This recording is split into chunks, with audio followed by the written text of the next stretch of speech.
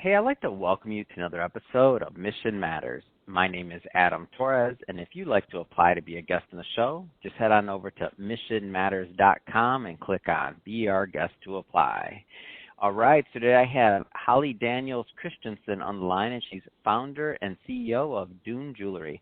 Holly, welcome to the show. Thanks, Adam. How are you? Oh, Holly, I am wonderful and so excited to have you on the show today. I'm excited to learn more about the Dune Jewelry experience and really how the company got started, and also to share my story about Dune Jewelry because I did receive that amazing necklace that you and your team sent to me, and I have a good story behind this. But before we get started with this, we'll start this episode the way that we start them all, with our Mission Matters Minute. So, Holly, we at Mission Matters, we amplify stories for entrepreneurs, executives, and experts. That's our mission. Holly, what mission matters to you? Our mission is to capture tangible reminders and great experiences for the people who wear our jewelry and purchase our accessories. We actually take sand and earth elements from thousands of iconic locations all over the world, and we incorporate it into our designs. And every piece is custom made to order, so that you can have a tangible reminder of life's best moments, which I think is so important these days when everything is so digital and everything's kind of stuck in your phone. This gives you something to hold on to, almost like a tangible memory. And we also have donated over $200,000 to coastal preservation and other charitable organizations over the past 5 years. It's an amazing story, and one that I'm excited to bring to my audience. And I guess let's just start at the beginning. Like, how did this concept for Dune Jewelry come about? I had been working in the real estate market in Boston for quite a few years, but always had this artistic side to me, whether it was drawing or painting or music. And my childhood best friend was creating these little ornaments. They were snowflake ornaments out of beach sand from different locations all over Cape Cod where we grew up. And I started to help her with that business. And I would see people's reaction to being able to have a piece of their happy place with them. And we talked about it, and we were like, what else can we do? Ornaments are great, but what's the next step? And of course, both of us had a love for fashion. And so we decided to take jewelry making classes. And ultimately, she decided to stick with the snowflakes and raise her family, and I launched Dune Jewelry from my kitchen table in 2010. Wow. And, there's many people in the, jewelry, beauty, and fashion world that listen to this show, and people that aspire to enter the industry. So as an entrepreneur in that space who made it from, and we'll get to where you're at now, but who started at the kitchen table, amazing story. What kind of things would you, if you could go back and, tell that Holly that was just getting started, if you could give her some advice on that journey she was going on, what kind of things would you tell her? I would tell her to be open to other people's feedback, because when you have an idea, sometimes you do pigeonhole yourself into this one particular path that you are supposed to take. And that simply isn't the case usually. So, and I was very open to people's feedback. It was just different from what I had expected. When I started the business, I loved these clean, almost geometric designs, and then I would inlay the sand, and just the contrast between the organic nature of the sand and the clean metals really was something I was attracted to. And we still have those designs, but majority of my customers were like, well, can you do a wave or a starfish or a sand doll or something really nautical? Because in the beginning of this journey 12 years ago, we were a very nautical concept. But over the years, people would say, well, beach sand isn't what I'm passionate about. That's not my happy place. It's a golf course. So can you do sand from the golf bunker? Or it's the Hollywood Trail. My friend and I hiked out there for 3 years before I got this role in a movie. And can I give you a little sand from that, or a horseback riding ring? So all of these places that have never occurred to me that would be a sentimental value to all kinds of people. So let's go further in that concept. So you named some things just now, and that's the elements that you're using to create these pieces or to add to them. Like, how many? I was on your website when I was creating a piece, and I was like, oh my gosh, I think they have everything. And I saw your amazing video that goes through, I don't know what I call it, the treasure chest of elements. I don't know what I call it, but you got a lot of elements that you could choose from. What's the count? Over 5,000. Wow. We have what we call it the sand bank because, again, it did start as sand. But so we have a sand bank manager now. I have 3 full-time team members, and we ship to over 600 boutiques and jewelry stores all over the world. But so so many little nuances that you just never could. I guess that too, that's what the journey is going to be like because it changes every day. So I'm excited to hear what you put in your necklace. So my necklace so I added some sand from Michigan, so from Lake Michigan. I'm from Michigan originally, and then I added some sand from Malibu. So that was significant for me because that kind of marks my journey in life up to this point. It was like, from where I started to where I'm at. So when I went through there, one of the things that I really found interesting was that even the process of creating the memory and creating the piece of jewelry in the moment, it's significant because if you sit back and you're thinking about it, I'm sitting there and I have all these options and all these other things, and it caused me to kind of reflect back on my life and to kind of think about things of things that I wanted to remember. For the audience that maybe hasn't had the opportunity yet to visit Dune Jewelry, which, by the way, we'll be adding a website link and all that because I want everybody to go check this out, can you explain kind of the user experience and how one creates the jewelry? Absolutely. We have a website and we do ship to retail partners too, but our website's exciting because you can go onto the website, search necklaces, cufflinks, home accessories, keychains, all sorts of different types of silhouettes. And then you will go to our sand. So you'll choose a silhouette. We have sterling silver, we have gold, 14 karat gold. We also do gold for May. And we do have some designs in stainless steel too, because I think it's an underused metal that can be a lot of fun to work with. So you'll choose your silhouette. It's going to direct you to the sand bank. And then you're going to have a lot of fun because you can type in the Caribbean or Cape Cod or Italy, Greece. I mean, wherever you want to look. And it's going to bring up these almost like little patches, little photographs of sand or earth elements from that location, which sometimes it's sand, sometimes it's crushed granite, sometimes it's flower petals. We recently really started adding a lot more flower petals to the mix or to the assortment, and you can just kind of have fun and create this journey. It's an experience, right? You're capturing an experience and also creating the jewelry as an experience. And you choose that and you're going to check out on the website. That order is going to come to us and we actually pull the metal finding, whatever that design is.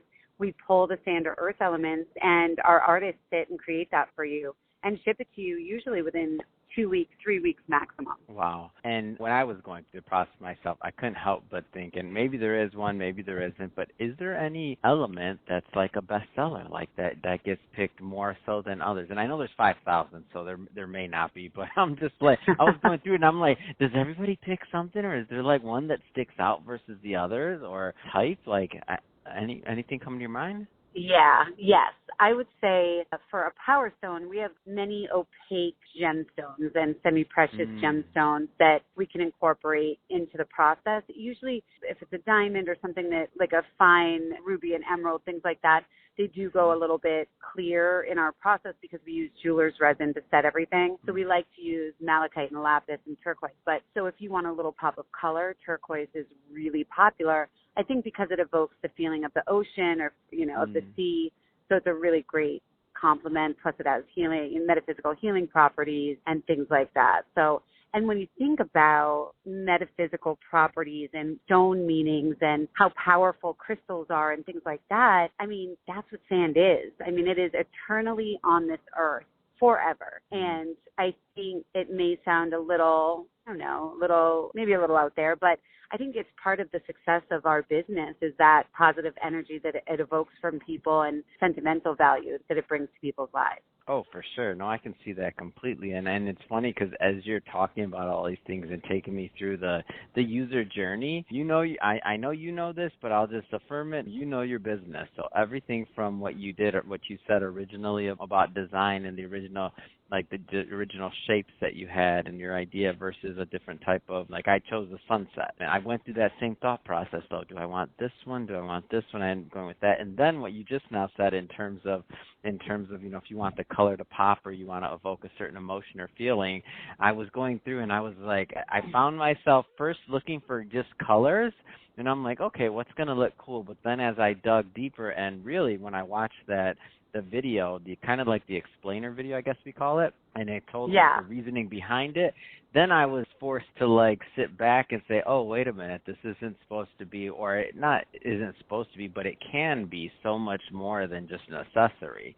And that's what I found so interesting about the story and what you're doing. So when I was doing it, that's what caused me to go with, let's just say, I still did find the sands that matched a kind of a color scheme I wanted anyway, but it wasn't like just solely for that. I was going to go with a completely different contrast, and I went in a different direction, and I'm glad I did because it's a whole different experience. And I feel like what you've also created, I guess, is it's the ultimate conversation piece.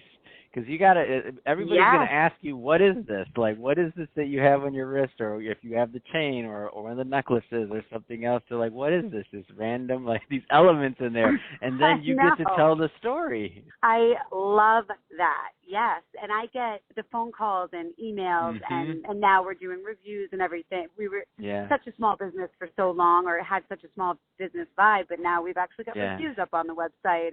But the stories are so powerful. Yeah, like, you know, this woman, Pamela, her beloved dog, like her dog was her life, her absolute, you know, that was her child. That was her everything. And I remember her calling and asking, do we have sand from this beach in Kennebunkport, Maine? And this is where she walked her dog every single day for years and years and years and years. And it was just the most special place she had ever, you know, she could ever think of. And of course, we did have that sand in the sandbank, which was great. But just the emotion in her voice and the fact that we could give her a piece of those days that meant everything to her it's just so gratifying to be able to do that. Yeah, I can see that. And I can also see, like, as a gift, like giving it to someone, especially whether it's a connection. Like, I mean, there's countless examples. I mean, you go on a vacation with somebody, you want to give them that. You want a loved one, maybe a wife that you want to give some sand from where you honeymooned, or who knows. Like, I feel like as a gift, really, the options and reasons to give Dune Jewelry, it's just limitless. And think about the fact that, because people will say, oh, how did you come up with that idea? Or some people that don't get it right away will be like, oh, that's interesting, you know, like that type of reaction. And in my mind, I'm like, think about it, though.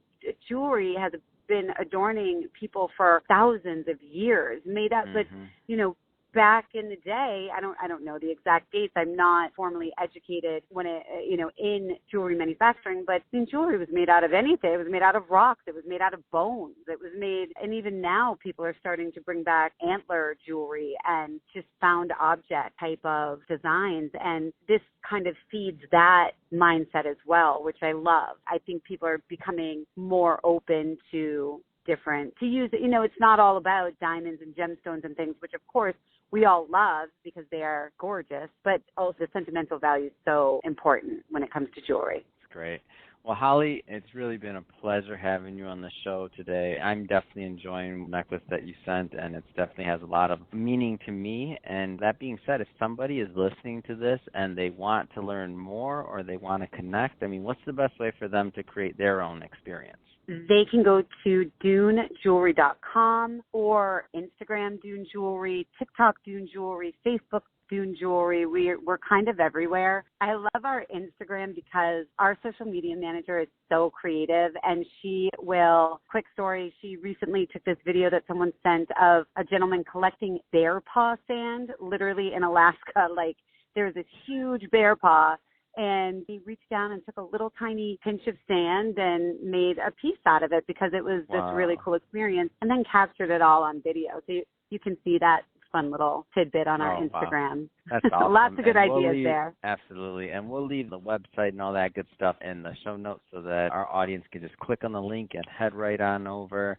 And speaking of the audience, if this is your first time with Mission Matters or listening to an episode, we're all about bringing on business owners, entrepreneurs, and executives and having them share their mission, the story behind their mission, you know, why they do what they do, how they're doing it, and really what we can all learn and gain from that knowledge together so we can all grow together. And if that's the type of content that you're interested in or sounds interesting or fun or exciting, hit that subscribe button because we have many more mission-based individuals coming up on the line just like Holly, and we don't want you to miss a thing. And Holly, thanks again for coming on the show. It really has been a pleasure. Thank you. Thanks, Adam.